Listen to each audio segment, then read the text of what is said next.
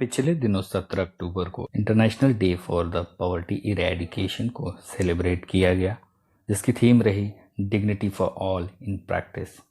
साथ ही कुछ महत्वपूर्ण इंडेक्स भी जारी हुए, जिनमें से एक महत्वपूर्ण है ग्लोबल हंगर इंडेक्स, जिसमें भारत को 121 देशों में 107वां स्थान प्राप्त हुआ। हालांकि इस रिपोर्ट की विश्वसनीयता पर प्रश्न तो जरूर उठाया गया है, पर इससे संबंधित हम जो जरूरी जानकारी है उसको समझेंगे। साथ ही हम चर्चा करेंगे इस लेक्चर में पॉवर्टी के ऊपर, जो कि GS1, GS2 और GS3 तीनों से कहीं न कहीं संबंधित है। तो इसे हम थोड़ा सा थॉरोली डिस्कस करेंगे।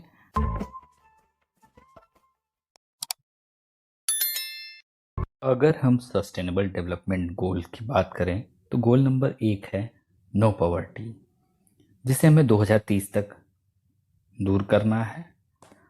सबसे पहले जानते हैं पॉवर्टी होती क्या है।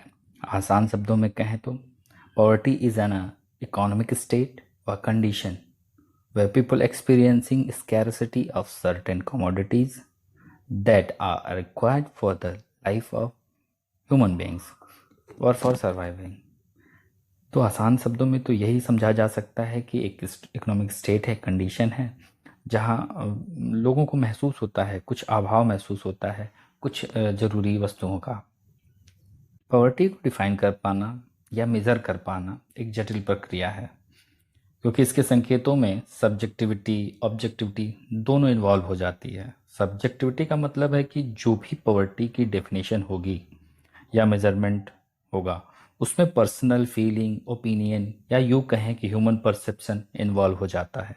जबकि ऑब्जेक्टिविटी मतलब वस्तुनिष्ठता या निष्पक्षतावाद के केवल तथ्यों को ध्यान में रखेगा। सामाजिक, आर्थिक, राजनीतिक परिदृश्यों के आधार पर पॉवर्टी को अलग अलग टाइप का बताया गया है। सबसे पहले बात करते हैं एब्सोल्यूट पॉवर्टी की। इसे एक्सट्रीम पॉवर्टी भी कहा जाता है, क्योंकि यदि कोई व्यक्ति बेसिक नीड्स को जैसे food, clean water, health, shelter, education आदि को प्राप्त नहीं कर पाता या कठिनता से प्राप्त करता हो, तो उसे हम एब्सोल्यूट पॉवर्टी की कंडीशन कहेंगे। आमतौर पर एब्सोल्यूट पॉवर्टी से प्रभावित परिवारों में child death rate preventable diseases जैसे कि मलेरिया, कॉलेरा आदि से ज़्यादा होती है। यह आमतौर पर विकसित देशों में देखने को नहीं मिलता। आमतौर पर ये विकासशील देशों में ही ज़्यादातर पाया जाता है यह कंडीशन। 1990 में पहली बार डॉलर अ डे का कॉन्सेप्ट आया, जो पॉवर्टी लाइन को सिग्निफाई करता था। इसके अनुसार यदि कोई व्यक्ति $1 खर्च नहीं कर पाता या अर्न नहीं कर पाता, कंजम्पशन $1 से कम करता है, तो एब्सोल्यूट पॉवर्टी से ग्रसित माना जाएगा। बाद में 2015 में इसी $1 को बढ़ा करके $1.90 पर डे कर दिया गया। हालांकि ये कंट्रोवर्शियल रहा, इसलिए प्रत्येक देश ने खुद के लिए अलग पॉवर्टी लाइन को एस्टिमेट किया है। अगला टाइप है रिलेटिव पॉवर्टी का, जो कि आधारित होता है सोशियो इकोनॉमिक स्टैंडर्ड के तुलनात्मक अध्ययन पर। ऐसा कहा जा सकता है कि यह इनकम इनइक्वालिटी को माप कर पाती है। उदाहरण ले लें कि मैं अंबानी से गरीब हूँ, बट एब्सोल्यूट पुअर नहीं हूँ, क्योंकि मैं अपनी बेसिक नीड्स को तो पूरी कर पाता हूँ, बट लेकिन मेरे घर का बिजली का बिल लाखों में नहीं आता। भाई गरीब आदमी हूँ, 100-200 हज़ार में ही निपट जाते हैं हम। आमतौर पर रिलेटिव पॉवर्टी को जनसंख्या के प्रतिशत के रूप में मापा जाता है। यह अमीर और विकसित देशों में गरीबी दर का पता लगाने के लिए व्यापक रूप से इस्तेमाल किया जाता है। अगला है सिचुएशनल पॉवर्टी। यह एक अस्थायी प्रकार की होती है, जो किसी इन्वायरमेंटल डिजास्टर, जॉब लॉस या फिर गंभीर स्वास्थ्य समस्या के कारण कुछ दिनों के लिए आ जाती है। इसमें व्यक्ति थोड़ी भी सहायता मिल जाने पर रिकवर कर लेता है, क्योंकि ये दुर्भाग्यपूर्ण घटना की वजह से होती है। आप कोविड-19 के सिचुएशन को कंसीडर कर सकते हैं। बहुत से लोग गरीबी रेखा के नीचे चले गए, क्योंकि कोविड एक डिजास्टर ही है। अगला है जनरेशनल पॉवर्टी, जो पीढ़ी दर पीढ़ी एक व्यक्ति से दूसरे व्यक्ति तक पहुंचती है। ये काफ़ी जटिल होती है। व्यक्ति बुरी तरह ट्रैप हो जाता है।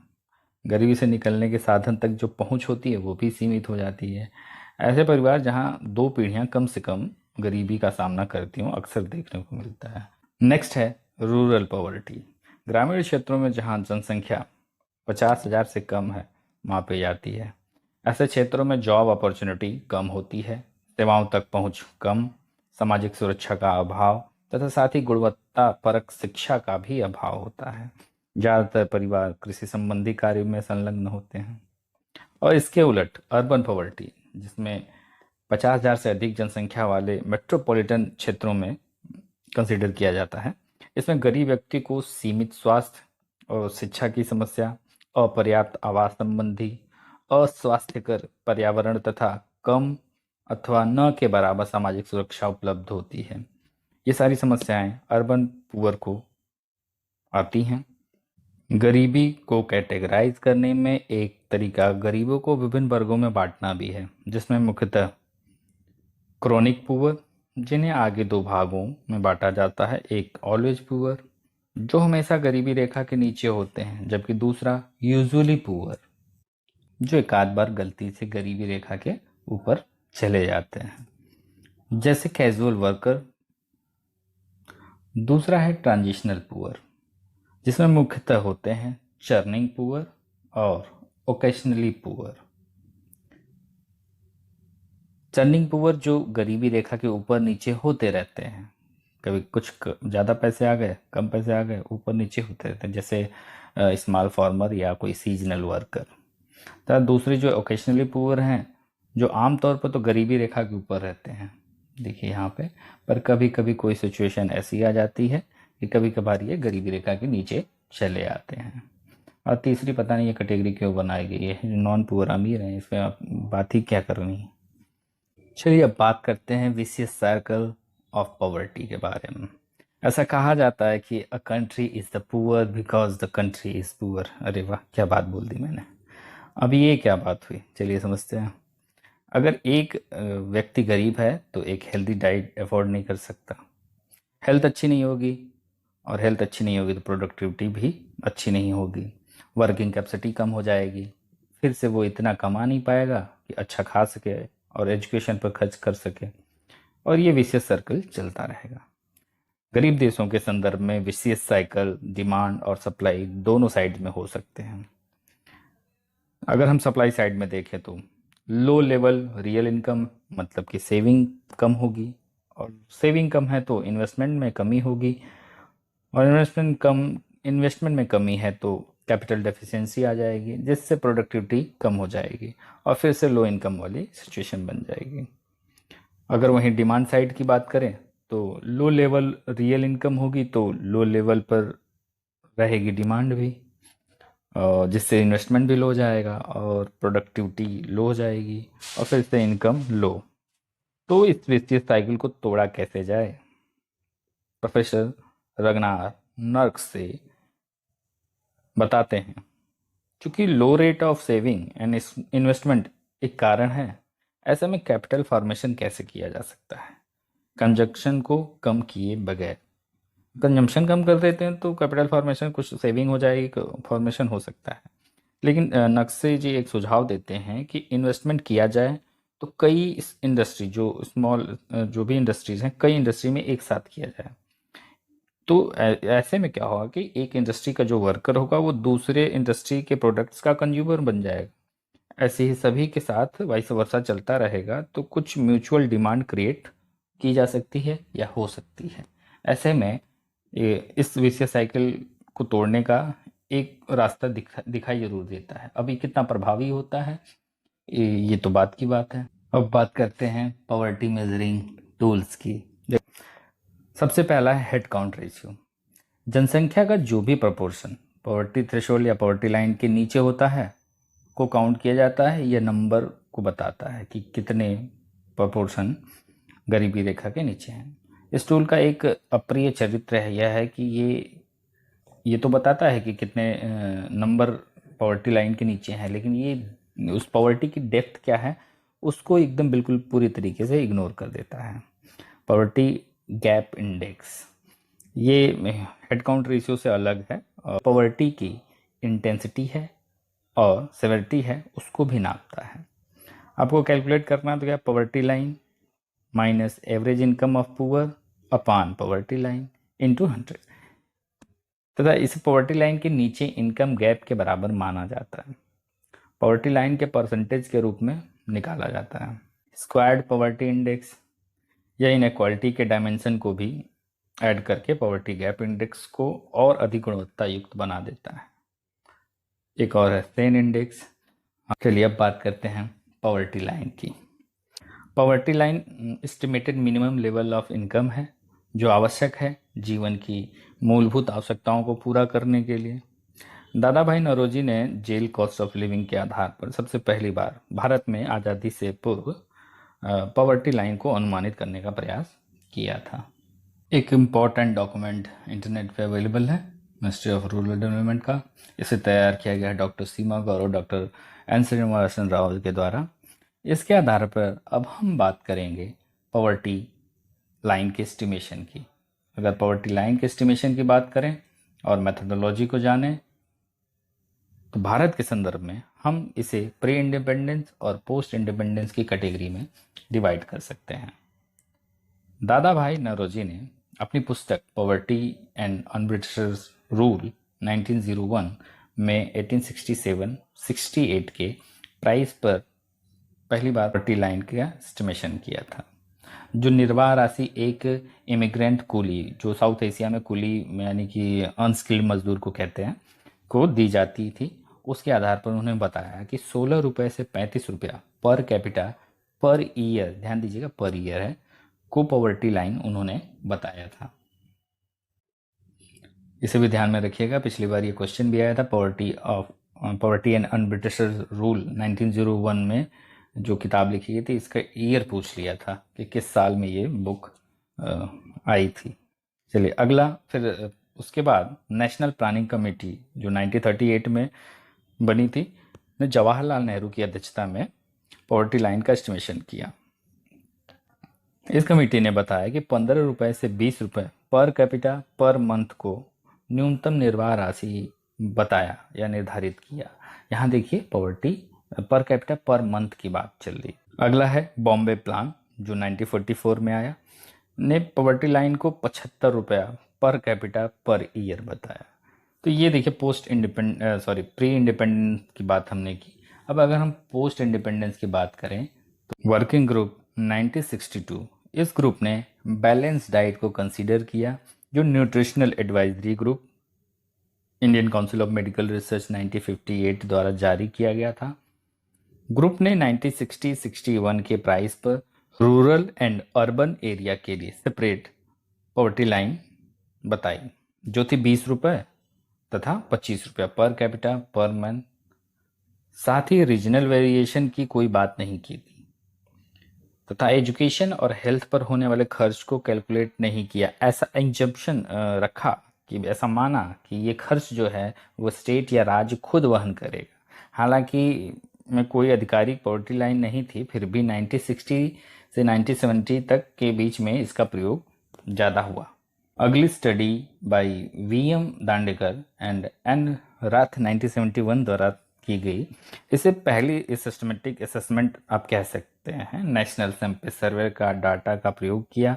हालांकि ये study planning commission of India द्वारा कमीशन नहीं की गई थी। इस अध्ययन में 250 कैलोरी पर डे को ग्रामीण व शहरी क्षेत्रों में खरीद पाने की जो क्षमता का को पॉवर्टी लाइन बताया गया। 1960 और 61 के प्राइस पर 15 रुपये ग्रामीण क्षेत्र के लिए तथा 22.5 रुपये per capita per month calculate की गई शहरी क्षेत्र के लिए। अगला टास्क फोर्स थी डॉक्टर वाई के अलग 1979। पहली बार ऑफिशियल पॉवर्टी लाइन एस्टिमेशन आप कह सकते हैं इसे 1977 में टास्क फोर्स को बनाया गया, गठित किया गया और 1979 में रिपोर्ट सबमिट की गई इसकी। पॉवर्टी लाइन को पर कैपिटा कंजम्पशन एक्सपेंडिचर के आधार पर ग्रामीण क्षेत्रों के लिए 2400 केसीएल तथा शहरी क्षेत्रों के लिए 2100 KCL per capita per day के हिसाब से कैलकुलेट किया गया। 1973-74 के प्राइस पर रूरल एंड अर्बन एरिया के लिए क्रमशः 49.09 तथा 56.64 per capita per month poverty line को बताया गया। 1989 में प्लानिंग कमीशन ने लक्कड़वाला एक्सपर्ट ग्रुप को कंस्टिट्यूट किया ताकि पॉवर्टी लाइन को रीडिफाइन किया जा सके।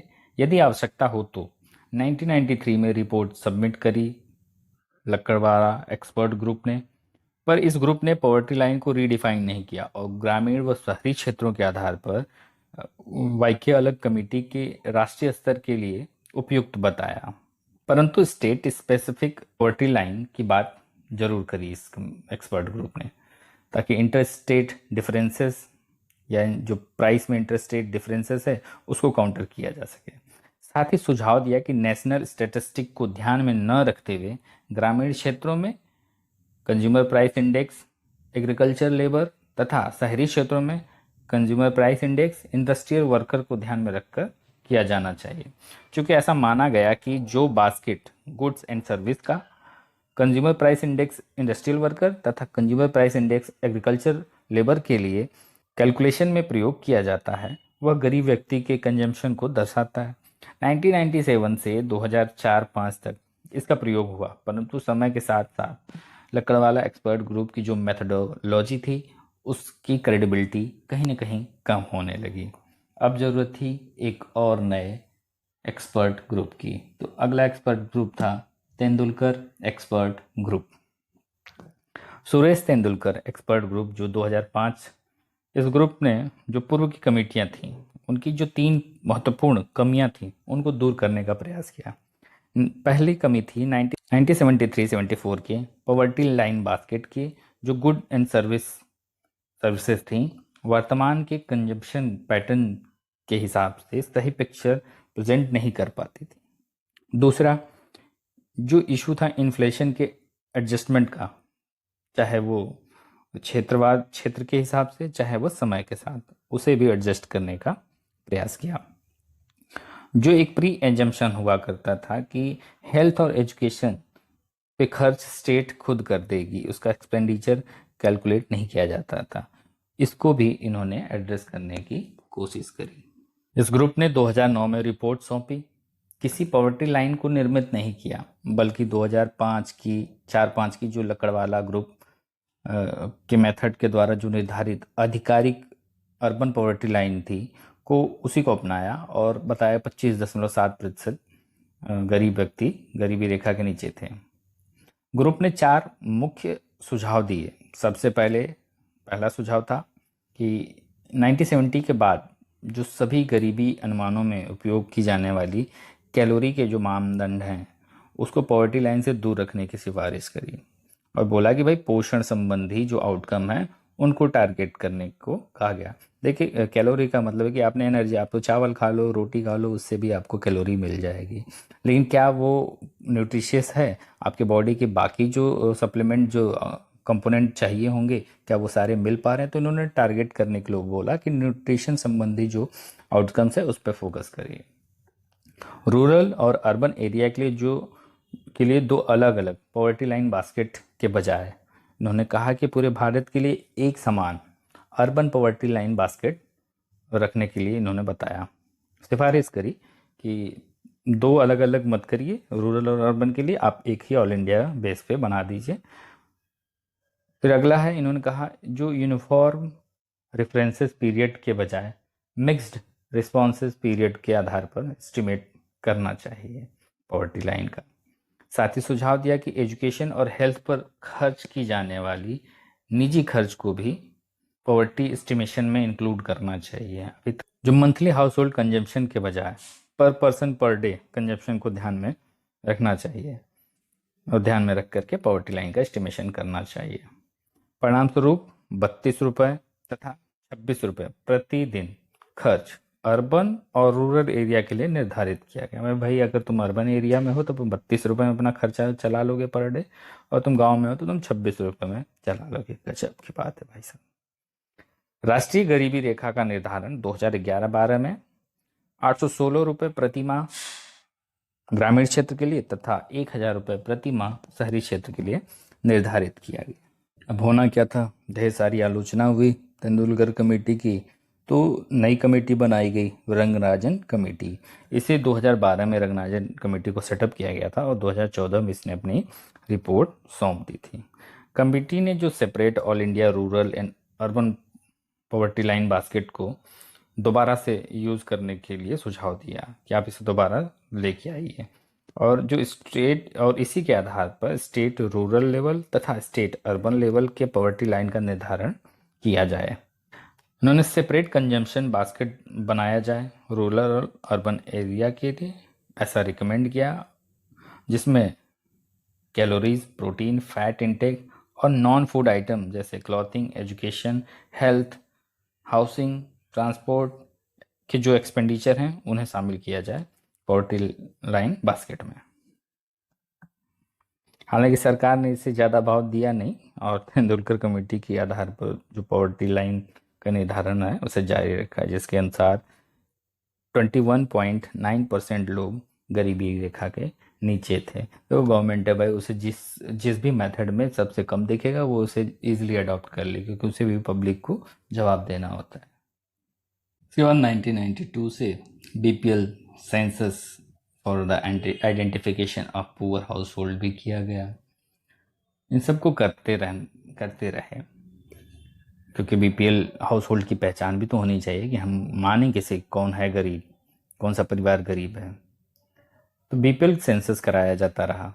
ऐसे में फोर्थ बीपीएल आइडेंटिफिकेशन जो एक एक्सरसाइज के लिए कोई अल्टरनेटिव मेथड की मांग होने लगी, भाई कुछ और नया लेके आए। तो देखिए, मिनिस्ट्री ऑफ जो रूरल डेवलपमेंट है वही बीपीएल हाउस होल्ड की पहचान करती है। तो रूरल डेवलपमेंट की जो मिनिस्ट्री थी उसने एक एक्सपर्ट कमेटी का गठन कर दिया, जिसे लीड किया गया डॉक्टर एनसी सक्सेना के द्वारा। डॉक्टर एनसी सक्सेना कमेटी के रिकमेंडेशन पर 2011 में मिनिस्ट्री ऑफ रूरल डेवलपमेंट ने लॉन्च किया सोशियो इकोनॉमिक कास्ट सेंसस। इस सोशियो इकोनॉमिक कास्ट सेंसस ने जो हाउस होल्ड थे उनको 3 मेन कैटेगरी में डिवाइड कर दिया। पहली कैटेगरी थी ऑटोमेटिक एक्सक्लूडेड कैटेगरी, दूसरी थी ऑटोमेटिक इंक्लूडेड कैटेगरी और तीसरी थी अदर। जो ऑटोमेटिक एक्सक्लूडेड कैटेगरी थी उसमें 13 एसेट्स को काउंट किया जाता था। उसी के इंडिकेटर पर देखा जाता है कि अगर इनमें से कोई भी आपके पास है तो आप एक्सक्लूड हो जाएंगे, ये कैटेगरी रहेगी। और दूसरी थी, इसमें से 5 अगर आपके पास डिप्रिवेशन बताए गए, डिप्रिवेशन के इंडिकेटर अगर उन 5 सोशली डिस्ट्रीब्यूशन पैरामीटर में आप आते हैं तो आप ऑटोमेटिक इंक्लूड हो जाते हैं किसी भी वेलफेयर स्कीम के लिए। और अगर अदर्स के लिए बताएगा कि 7 ऐसे इंडिकेटर हैं जो कि बाद में देखा जाएगा कि आप किस में आते हैं। अभी बात करते हैं इसके बारे में। तो सोशियो इकोनॉमिक कास्ट सेंसस ने जो डाटा प्रेजेंट किया उसमें है कि 17.97 करोड़ रूरल हाउस होल्ड को का जो डाटा है वो कैप्चर किया गया। देखिए, हाउस होल्ड की बात चल रही है, इंडिविजुअल ने मत समझिएगा। जिसमें से 7.07 करोड़ यानी कि 39.36% ऑटोमेटिक एक्सक्लूडेड हो गए, मतलब गरीब है ही नहीं, ऐसा माना गया। और इसके उलट 0.16 करोड़ यानी 0.91% ऑटोमेटिकली इंक्लूड हो गए, क्योंकि पूरेस्ट ऑफ पुअर थे। बाकी के बच्चे जो 8.72 करोड़ यानी कि 48.54% जो रूरल हाउस होल्ड को अदर की कैटेगरी में रखा गया, और उन्हें 7 इंडिकेटर के बेस पर रैंकिंग की गई कि क्या ये गरीब हैं। आइए इन 7 इंडिकेटर्स को देखते हैं। ये देखिए, ये 7 क्राइटेरिया थे। पहला, household with only 1 room with no solid walls and roof, अगर ऐसा है तो गरीब हो तुम। Household with no adult male aged 15 से 59 साल के में कोई मेल मेंबर नहीं है तो भी गरीब हो तुम। फीमेल हेडेड हाउस होल्ड है तो उसे तो गरीब ही मान लेते हैं हमारे देश में। Household with differently able member, household with no able body member, so SC/ST household with no literate member above the age of 25, landless household deriving major portion of their income from manual labor। तो ये जो 7 category बनाई गई, अगर इस category में कोई fall करता है तो वो क्या होगा, वो भी वेलफेयर स्कीम के एम्बिट में आएगा। इसके आधार पर सुमित बोस कमेटी 2017 ने रिकमेंड किया कि सोशियो इकोनॉमिक कास्ट सेंसस 2011 के जो डाटा हैं उसके आधार पर बेनिफिशरीज को आइडेंटिफाई किया जाए। सेंट्रली स्पॉन्सर्ड सेंट्रल और स्टेट गवर्नमेंट की इस स्कीम के लिए जितना भी संभव एज फार एज पॉसिबल हो सके। अंतर्राष्ट्रीय स्तर पर पॉवर्टी के मेजरमेंट को देखें तो सबसे पहले नाम आता है मल्टी डायमेंशनल पॉवर्टी इंडेक्स का। यह इंडेक्स ऑक्सफोर्ड यूनिवर्सिटी के रिसर्चर सबीना अलकीरे और जेम्स फोस्टर ने जारी किया। तब से प्रतिवर्ष यूनाइटेड नेशन डेवलपमेंट प्रोग्राम तथा Oxford poverty and human development initiative, in short OPHI कह सकते हैं, द्वारा जारी किया जाता है। ये इंडेक्स 3 डायमेंशन हेल्थ, एजुकेशन और लिविंग स्टैंडर्ड, शॉर्ट में HEL कह सकते हैं, कि में 10 इंडिकेटरों को शामिल करता है। हेल्थ में चाइल्ड मोर्टलिटी, न्यूट्रिशन को, एजुकेशन में year of schooling, school attendance को, लिविंग स्टैंडर्ड में cooking fuel, sanitation, drinking water, housing, electricity और एसेट्स की बात करता है। इन तीनों का वेटेज 1/3 होता है। एक व्यक्ति मल्टी डायमेंशनल पुअर तब होगा यदि 10 इंडिकेटरों में से 1/3 या उससे अधिक में डिप्राइव्ड होता है या वंचित रहता है। यदि आधे या आधे से अधिक संकेतकों में या इंडिकेटरों में वंचित रहता है तो ऐसे व्यक्ति को एक्सट्रीम मल्टी डायमेंशनल पुअर व्यक्ति कहा जा सकता है। अब मल्टी डायमेंशनल पॉवर्टी इंडेक्स 2022 के जो महत्वपूर्ण तथ्य हैं उनका एक बार हम यहाँ जिक्र कर लेते हैं। इस रिपोर्ट के अनुसार 1.2 बिलियन लोग पूरे विश्व में मल्टी डायमेंशनली पुअर हैं। इनमें लगभग आधे से ज़्यादा गंभीर गरीबी में जीवन व्यतीत कर रहे हैं। लगभग आधे यानी कि 593 मिलियन 18 वर्ष से कम आयु के हैं। सबसे ज़्यादा गरीब व्यक्ति सब सहारन अफ्रीका 579 मिलियन। इसके बाद साउथ एशिया 385 मिलियन में हैं। ये दो क्षेत्र पूरे विश्व के 83% गरीबों का घर आप कह सकते हैं। कोविड-19 पेंडेमिक के कारण 3 से 10 साल में जो पॉवर्टी रिडक्शन हुआ था उसे मिट्टी में मिला दिया गया। वर्ल्ड फूड प्रोग्राम के अनुसार 193 मिलियन लोग 2021 में फूड क्राइसिस का सामना कर रहे हैं। भारत के विषय में यह रिपोर्ट बताती है कि विश्व में सबसे ज़्यादा गरीब व्यक्ति 22.8 करोड़ तथा नाइजीरिया 9.6 करोड़ दूसरे स्थान पर है। यानी कि भारत में सबसे ज़्यादा गरीब लोग हैं। 22.8 करोड़ में से 2/3 लोग ऐसे घर में रहते हैं जिसमें कम से कम एक व्यक्ति न्यूट्रिशन से डिप्राइव्ड है या वंचित है। भारत ने 2005 से 2019-21 तक 15 वर्षों के दौरान 41.5 या 415 मिलियन लोगों को पॉवर्टी से बाहर निकाला है। गरीबी के जो इंसिडेंसेस 2005-06 में 55% हुआ करते थे वो अब 2019-21 के दौरान घटकर 16.4% हो गए हैं। 10 के 10 इंडिकेटरों में सुधार हुआ है। भारत में गरीबी कम होने पर साउथ एशिया ऑटोमेटिक उसकी जनसंख्या कम हो गई है, गरीबों की जनसंख्या कम हो गई है। भारत में गरीबी कम होने पर साउथ एशिया की ऑटोमेटिक कम हो गई है और सब सहारन अफ्रीका अब नंबर 1 पर है, साउथ एशिया दूसरे नंबर पर। भारत में गरीबी के मुख्य कारणों की बात करें तो इन्हें इकोनॉमिक, सोशल, जियोग्राफिकल, एनवायरमेंट या क्लाइमेटिक या अदर कारणों में बांट सकते हैं। इन कॉजेज़ को थोड़ा ब्रीफ में डिस्कस करते हैं। सबसे पहले हम डिस्कस करते हैं इकोनॉमिक कॉजेज़ को। तो सबसे पहला है slow economic growth and development. यदि सरकार की खराब नीतियों के कारण इकोनॉमिक ग्रोथ स्लो या स्टैग्नेंट रहती है तो पॉवर्टी आ सकती है। दूसरा, इंक्रीजिंग अनएम्प्लॉयमेंट। अगर population to job ratio unbalanced हो जाता है तो अनएम्प्लॉयमेंट पॉवर्टी की तरफ लेके जाएगा। इसमें किसी देश की अनकंट्रोल तरीके से बढ़ती जनसंख्या भी एक थ्रेट ही है। अगला कारण है डिक्रीज्ड एग्रीकल्चरल आउटपुट। देखिए, अनप्रिडिक्टेबल जो वेदर पैटर्न है उसके कारण फसलों का उत्पादन प्रभावित होता है, जिससे इन्फ्लेशन की समस्या आ जाती है।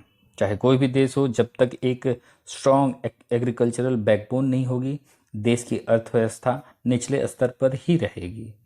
अगला कारण है अंडर डेवलप्ड इंफ्रास्ट्रक्चर। अच्छा इंफ्रास्ट्रक्चर है तो इकोनॉमिक ग्रोथ को बढ़ावा मिलता है, और ना हो तो ग्रोथ कम होगी और फिर से अनएम्प्लॉयमेंट और गरीबी जैसी कंडीशन आ जाएगी। अगला है अपर्याप्त इंडस्ट्रियलाइजेशन। देखिए, इंडस्ट्रियलाइजेशन से जो लोकल पॉपुलेशन होती है उसको एम्प्लॉयमेंट अपॉर्चुनिटी प्राप्त होती है, जिससे गरीबी दूर हो सकती है। अगर नहीं है इंडस्ट्रियलाइजेशन तो पॉवर्टी का एक काज हो सकता है। नेक्स्ट है inadequate production of essential items. अगर इनएडुकेट प्रोडक्शन होता है इसेंशियल गुड्स का, चाहे वो फूड या नॉन फूड आइटम हो, तो ये भी पॉवर्टी को कॉज कर सकते हैं। भारत में एक एक्ट है, इसेंशियल कमोडिटी एक्ट 1955, तो कुछ इस माध्यम से भी गवर्नमेंट काउंटर करने का प्रयास करती है। नेक्स्ट है डेप्रिवेशन ऑफ रिसोर्सेस। नेचुरल और सिचुएशनल डिप्रिवेशन के कारण भी पॉवर्टी आ सकती है। अगर प्रॉपर रिसोर्सेज नहीं होते किसी स्थान पे, तो वहाँ के लोग अपनी जो लाइफस्टाइल है उसको उस अच्छे स्तर तक नहीं ले जा पाते हैं। अगर आप एग्जांपल ले लें, अब बहुत ज़्यादा अगर वाटर अवेलेबिलिटी नहीं है तो वहाँ के लोगों को वाटर स्कैरसिटी में काम चलाना पड़ेगा। तो जो वाटर बॉर्न डिजीजेज होंगे उनसे वहाँ के लोगों को बचना थोड़ा सा कठिन हो जाएगा, और जब ऐसा होगा तो डॉक्टर का खर्च, बीमारियों का, और ये सब गरीबी की तरफ लेके जाता है। अगला है uneven concentration of wealth and resources. कुछ साल पहले ऑक्सफैम की एक रिपोर्ट आई थी कि जो 58% वेल्थ है इंडिया में, वो भारत के 1% पॉपुलेशन के पास कॉन्सेंट्रेटेड है। ऐसे सिचुएशन में भी पॉवर्टी को बढ़ावा मिलता है और ये इकोनॉमी के लिए बहुत ही हार्मफुल है। अगला है अंडर यूटिलाइज नेचुरल रिसोर्सेज। अगर नेचुरल रिसोर्सेज का प्रॉपर यूटिलाइजेशन नहीं हो पा रहा है या अंडर यूटिलाइजेशन हो रहा है तो भी गरीबी का कारण बन सकता है। अब देखिए, कुछ नेचुरल रिसोर्सेज, देखिए अब ऐसे आप तो एग्जांपल में कह सकते हैं कि झारखंड है, उड़ीसा है, इनके पास नेचुरल रिसोर्सेज तो बहुत सारे हैं, पर इनका जो प्रॉपर यूटिलाइजेशन है वो नहीं हो पाया है। जो लोकल पॉपुलेशन है उसको उतना डेवलपमेंट का शेयर नहीं मिला है। तो कुछ इन कारणों से अगर अंडर यूटिलाइज रह पाता है या प्रॉपर यूटिलाइजेशन नहीं आता है नेचुरल रिसोर्सेज का, तो भी गरीबी आ सकती है। नेक्स्ट है इकोनॉमिक इन्फ्लेशन। हाँ, ये महंगाई के नाम पे तो हम सभी परेशान रहते हैं। इस समय हमारा 7 के ऊपर चल रहा है। खैर, फिलहाल तो हम पूरे विश्व से तुलना करें तो हमारे यहाँ इन्फ्लेशन काफ़ी कंट्रोल में है, लेकिन इन्फ्लेशन भी गरीबी को बढ़ावा देती है। पहले हम आलू खरीदते थे 50 रुपये में 5 किलो, अब हम खरीद रहे हैं 50 रुपये में 1 किलो। तो कहीं ना कहीं हमारी जेब से ज़्यादा पैसे जा रहे हैं और नतीजन हम थोड़े बहुत गरीबी की तरफ ज़्यादा बढ़ रहे हैं। अगला कारण है सोशल कॉजेज। इसके अंदर सबसे पहला कारण है सोशल एवल्स लाइक अनटचेबिलिटी। देखिए, कहीं भी अगर भारत के भी अभी भी कई बैकवर्ड एरियाज ऐसे हैं जहाँ so called upper class and lower class चलता है, और इससे जो सोशल डिस्क्रिमिनेशन होता है, तो लोग कुछ वर्ग ऐसे हैं जो एम्प्लॉयमेंट को एक्सेस नहीं कर पाते, और जब एम्प्लॉयमेंट को नॉर्मली एक्सेस नहीं कर पाते तो उसके कारण होता क्या है कि उनकी कोई आमदनी नहीं हो रही है और नतीजन वो गरीबी में जीवन व्यतीत करने को बाध्य हो गए हैं। नेक्स्ट है अनएथिकल एब्यूज ऑफ पावर। देखिए, जो डाउन ट्रोडन है, पुअर हैं, वो सोसाइटी में जो गवर्नमेंट आती है अगर वो करप्ट है तो वो पॉवर्टी को एक स्टेटस को पे मेंटेन रखने का प्रयास करती है। क्योंकि देखिए, ऐसे व्यक्ति जो गरीब व्यक्ति होती हैं उन्हें मैनिपुलेट करना और कंट्रोल करना, जो मासेस होती है उनको कंट्रोल करना और मैनिपुलेट करना आसान होता है। इसलिए वो जो करप्ट गवर्नमेंट होगी वो स्टेटस को ले आकर रखना चाहेगी ताकि लोग गरीबी में जीवन व्यतीत करें। तो ये भी कहीं ना कहीं एक कारण कहा जा सकता है गरीबी के लिए। अगला कारण wide spread ignorance and illiteracy. देखिए, जो व्यक्ति इलिटरेट होता है वो कहीं ना कहीं अपने जो पोटेंशियल होता है, उसका जो वर्किंग पोटेंशियल होता है, वो उसको टैप नहीं कर पाता, अनटैप रह जाता है, और वो अपने अधिकारों के बारे में उतना अवेयर नहीं होता जितना कि एक मॉडर्न सोसाइटी उसको ऑफर कर रही है कि वो अपने आप को डेवलप करे। तो इस तरीके से वो इग्नोरेंस की तरफ बढ़ जाता है और ये भी एक बड़ा कारण बन जाती है पॉवर्टी के लिए। और जो इलिटरेट पर्सन होता है वो जो अपने जो उसके कॉम्पिटिटर होते हैं जो उसके साथ वो कॉम्पिटिट नहीं कर पा रहा। जो कॉम्पिटिटर जिन्होंने जिनकी लिटरेसी अच्छी है, जिन्होंने अच्छी एजुकेशन ली है, वो उनसे इलिटरेट पर्सन एम्प्लॉयमेंट के मामले में कंपटीशन नहीं कर पाता, जिसके कारण वो गरीबी में रहने के लिए भी बाध्य हो जाता। अगला कारण है ओवर पॉपुलेटेड प्लेसेस। किसी भी स्थान पर अगर पॉपुलेशन ज़्यादा हो जाती है तो एम्प्लॉयमेंट अपॉर्चुनिटीज़ कुछ लिमिटेड ही होती हैं, लेकिन जो पॉपुलेशन के ज़्यादा होने से जो कंपटीशन है वो ज़्यादा हो जाता है, और कहीं ना कहीं ये भी एक कारण बन जाता है गरीबी के लिए। अगला कारण है प्रैक्टिसिंग कास्ट सिस्टम। देखिए हमारे देश में अभी भी कहीं न कहीं ये मानसिकता कहीं न कहीं घर बनाए बैठी है कि यदि कोई व्यक्ति पर्टिकुलर किसी कास्ट से बिलोंग करता है तो उसके पास जो निश्चित काम है वो वही करेगा, परंतु इसके कारण भी गरीबी आती है। लेट सपोज अगर कोई बार्बर है, अगर हमेशा क्या बार्बर ही बन के रहे, वो अगर वो आउटसाइड कहीं जाकर के कोई अदर फील्ड में एम्प्लॉयमेंट अपॉर्चुनिटी को एक्सरसाइज करना चाहता है, उसके पोटेंशियल को हार्नेस करके उसे आगे बढ़ना चाहता है, तो सोसाइटी उस तरीके से उस पर एक बैरियर सा लगाती है। तो ये भी कहीं ना कहीं एक कारण दिखाई देता है। नेक्स्ट है high divorce rate and feminisation of poverty. देखिए हमारे देश में जैसे ही पहले की तरह एथिकल वैल्यूज़ और जो मोरल्स हैं वो उतने स्टैंडर्ड अब नहीं रहे पहले की तुलना में, तो जो डाइवर्स के रेट्स हैं वो थोड़े ज़्यादा हाई हो चुके हैं। अब होता क्या है कि ऐसी महिलाएं जिनको जो डाइवोर्स से गुजरना पड़ता है तो ज़्यादातर उनके पास कोई सपोर्ट नहीं होता, कोई इनकम सपोर्ट नहीं होता, तो कहीं ना कहीं वो गरीबी का सामना करने लगती हैं। एलुमनी भले दी जाए लेकिन वो इतनी पर्याप्त नहीं होती जो हमारे कानूनों के हिसाब से दी गई है।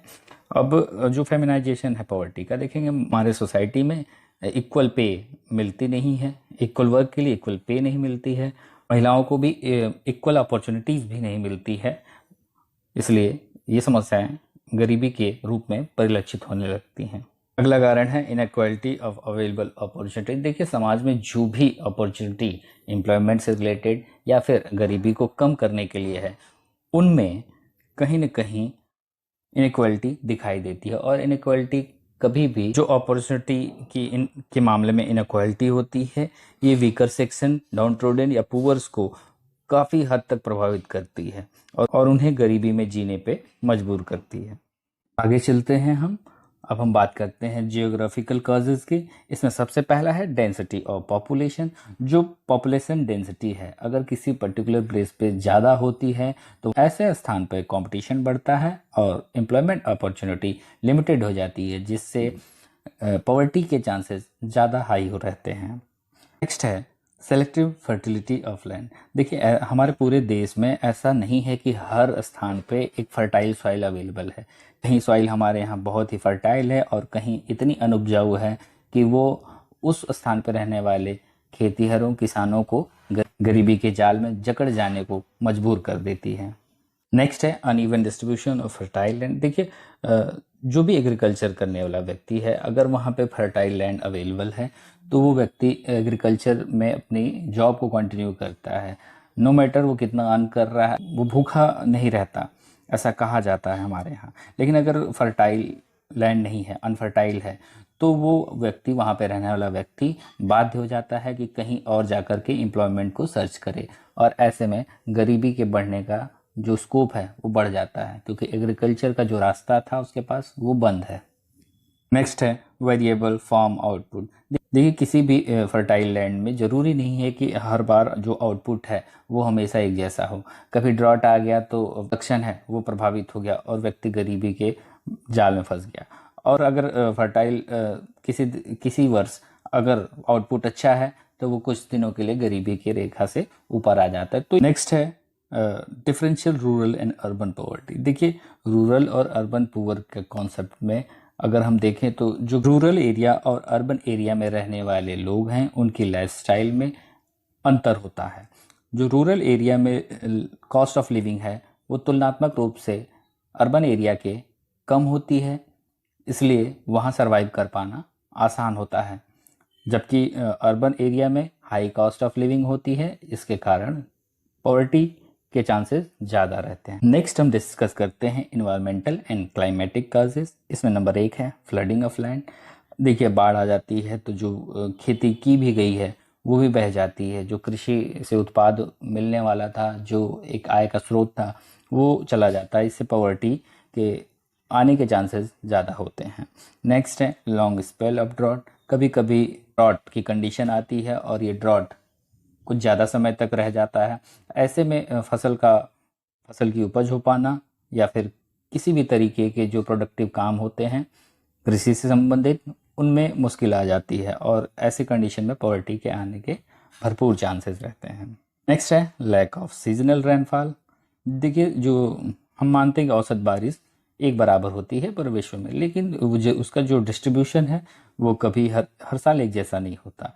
कभी मानसून है वहाँ वर्षा आवश्यकता से अधिक यानी अतिवृष्टि हो जाती है यानी बाढ़ वाली कंडीशन, या फिर कभी कभी ऐसा हो जाता है कि कम वर्षा होती है जिससे कि आवश्यकता से कम वर्षा होने के कारण फसलों के उत्पादन में और कृषि संबंधित उपजों में, और देखिए कृषि में उपज नहीं हो पाई अच्छे से, तो अगर एग्रीकल्चर का आउटपुट कम होता है लैक ऑफ सीजनल रेनफॉल से, तो आप समझिए कि इंडस्ट्री के लिए जो रॉ मटेरियल है उनकी पैदावार भी कम होगी, और इंडस्ट्री के लिए पैदावार कम हो गई तो इकोनॉमिक कंडीशन खराब हो जाएगी, जो ग्रोथ रेट है वो प्रभावित होगी और नतीजन देश में गरीबी आ सकती है।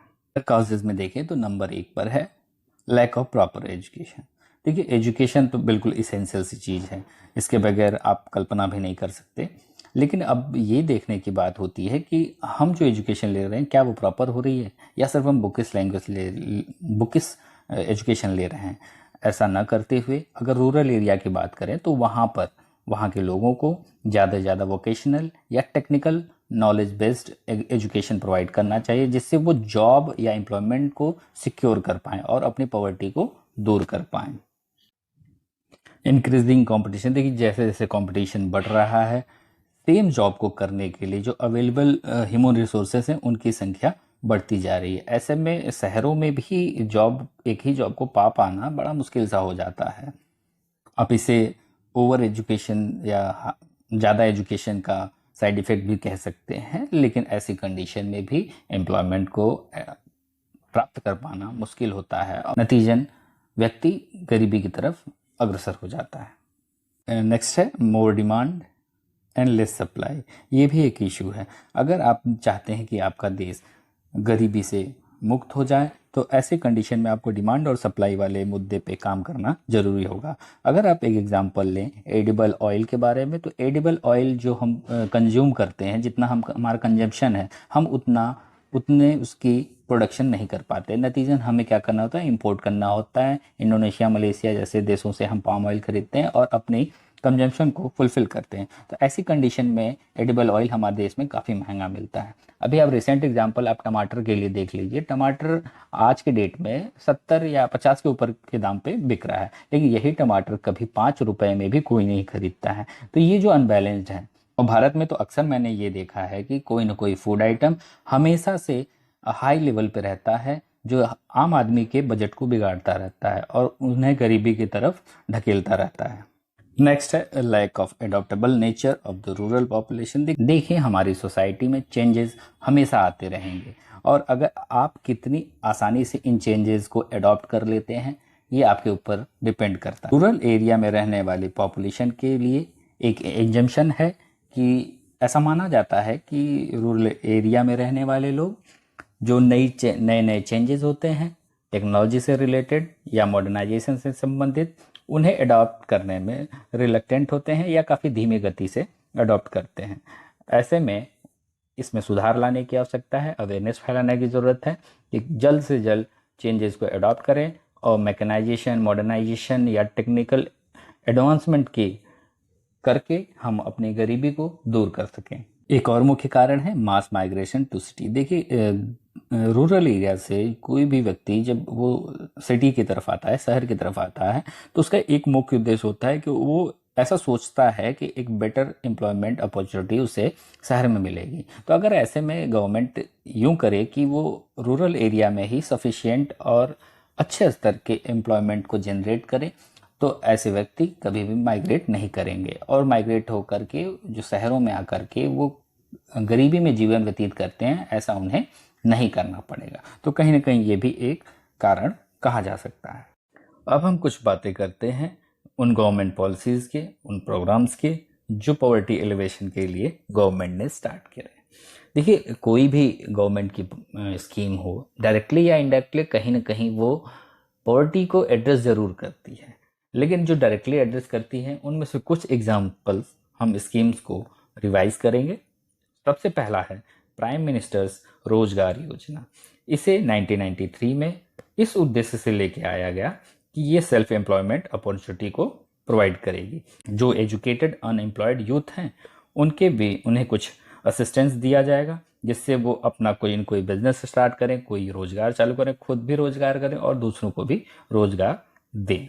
नेक्स्ट है rural employment generation programme, REGP। इसे 1995 में KVIC khadi and village industry commission ने लॉन्च किया और इसका ऑब्जेक्टिव था कि ये सेल्फ एम्प्लॉयमेंट अपॉर्चुनिटी को क्रिएट करेगा रूरल एरिया में। इस स्कीम के तहत जो एंटरप्रेन्योर होगा वो इस्टेब्लिश कर सकता होगा एक विलेज इंडस्ट्री, जो कुछ मार्जिनल मनी का असिस्टेंस उसे मिल जाएगा KVIC से या बैंक से, और ये कम लगभग मैक्सिमम 25 लाख तक के जो प्रोजेक्ट्स होंगे उनके लिए ये धनराशि उपलब्ध कराई जा सकती है। अगला है नेशनल सोशल असिस्टेंस प्रोग्राम। यह प्रोग्राम 1995-96 में स्टार्ट किया गया। ये मेनली 3 टाइप की सर्विसेज गरीब लोगों को देता था। पहला है नेशनल फैमिली बेनिफिट स्कीम, और दूसरा नेशनल ओल्ड एज पेंशन, और तीसरा नेशनल मैटरनिटी बेनिफिट स्कीम। ये सारे एक्सपेंडिचर सेंट्रल गवर्नमेंट के द्वारा किए जाते थे, लेकिन जो 2001 है उसमें नेशनल मैटरनिटी बेनिफिट स्कीम जो थी इसे हैंडेड ओवर कर दिया गया ministry of health and family welfare को। अगला है स्वर्ण जयंती शहरी रोजगार योजना। इसे 1997 में चालू किया और अगेन वही है सेल्फ एम्प्लॉयमेंट अनएम्प्लॉयमेंट यूथ के लिए अर्बन एरिया में। इसमें एक कैटेगरी ऐड करी गई कि जो अर्बन एरिया में अगर कोई यूथ 9th स्टैंडर्ड की एजुकेशन कंप्लीट कर चुका है और पॉवर्टी लाइन के नीचे जीवन निर्वाह कर रहा है, तो उनके लिए इस स्कीम के तहत असिस्टेंस दिया जाएगा। इसमें कंट्रीब्यूशन था सेंट्रल गवर्नमेंट का 75% और 25% कंट्रीब्यूशन आता था स्टेट गवर्नमेंट से। इसलिए इसे आप सेंट्रली स्पॉन्सर्ड स्कीम कहते हैं। सेंट्रली सेक्टर में सारे पैसे सेंट्रल गवर्नमेंट देती है और सेंट्रली स्पॉन्सर्ड स्कीम में कंट्रीब्यूशन होता है, चाहे वो 75-25 का हो सकता है, 60-40 का हो सकता है, या किसी भी रेशियो में कंट्रीब्यूशन, लेकिन दोनों गवर्नमेंट्स का होगा, सेंट्रल एज और स्टेट गवर्नमेंट का। अगली स्कीम है स्वर्ण जयंती ग्राम स्वरोजगार योजना। देखिए, ये पिछली वाली थी शहरी और ये है ग्रामीण क्षेत्र के लिए। इसे 1999 में लॉन्च किया गया। इस स्कीम में गवर्नमेंट बैंक क्रेडिट के माध्यम से सेल्फ हेल्प ग्रुप को क्रेडिट अवेल कराती थी, और जो इंटीग्रेटेड रूरल डेवलपमेंट प्रोग्राम था उसके भी जो बेनिफिट्स हैं उसको भी इसमें इंक्लूड कर दिया गया। इस स्कीम के तहत जो पुअर व्यक्ति होता था वो बैंक से लोन और सब्सिडी दोनों को प्राप्त कर सकता था अगर एक स्मॉल एंटरप्राइजेस स्टेब्लिश करना चाहता है तो। ये स्कीम भी सेंट्रली स्पॉन्सर्ड स्कीम है। इसमें भी 75 और 25 के अनुपात में सेंट्रल गवर्नमेंट और स्टेट गवर्नमेंट कंट्रीब्यूशन करते हैं। अगली स्कीम है इंदिरा आवास योजना।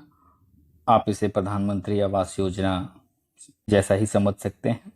इसमें आपके अगर कच्चा हाउस है तो उसकी सर्विसिंग के लिए, या फिर सेमी पक्का हाउस है तो भी सर्विसिंग के लिए कुछ पैसे दिए जाते थे। इस स्कीम को 1999 से 2000 के बीच वाले सत्र में शुरू किया गया।